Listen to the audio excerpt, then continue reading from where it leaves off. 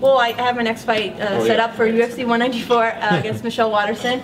And when I saw her fight Magana, who I had previously fought, I said right away, texted Sean Shelby, said I wanted to be my next fight. But she got hurt, broke her hand, and I thought they'd give me someone else, not make me wait until December. But fortunately, I got the fight, but I had to wait until December. So another 6 months without fighting sucks, because I wish I would have fought, 3 or 4 months from my fight, stay active. I've only had 2 fights this year. This will be my second fight.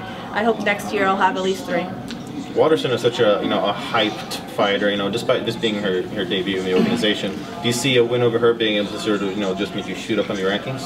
I think I'll stay the same in the rankings. I'm already number 5, and she I think is like number 10 or 11, so I don't think it's going to change in the rankings. But I think it'll just definitely solidify my spot at number 5 and just keep me there, and it'll push me forward to have another great fight like Michelle Waterson. Coming off the Angela Hill, I wasn't too happy with that matchup. This one I'm really excited about, and I'm really motivated.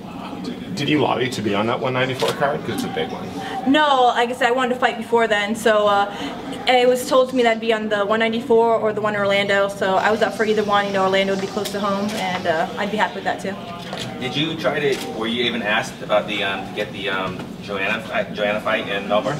No, not at all. I wasn't asked at all. They just went to Valerie, to be honest with you. That was a shock. She's from my camp. I'm happy for her. I think she's going to do well. But yeah, it was definitely a shock. I didn't think that would happen, I'm number 5. But at the end of the day, I looked back at it with my coaches, and it was best that they didn't ask me, because I probably would have said no. I think that I'm young still in my career and young still in age, that I have enough time to get better and evolve before I go against Joanna, and that's what I want to do right now. I think Michelle Waterson is a good fight for me, and a good win, and I think a couple more past her, I'd be able for a title shot. What do you think Val needs to do to sort of impose herself on that fight?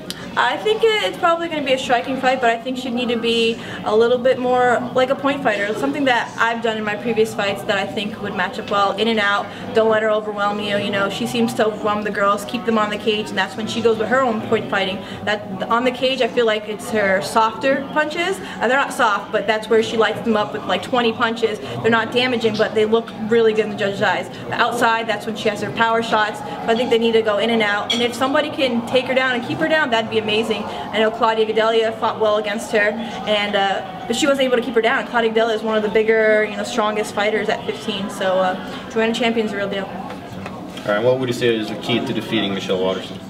To defeating Michelle Waterson, that's the same thing I've done in my previous fights. In and out, like I said before, the Joanna fight would be good as well, and just showing a variety of strikes. I think that's going to be the fun part of our fight. She just comes from karate. I come from Taekwondo and American freestyle karate. I think we'll see a lot of different types of kicks, and she does the point fighting type things in and out too, and punches and bunches. So it's going to be a fun fight.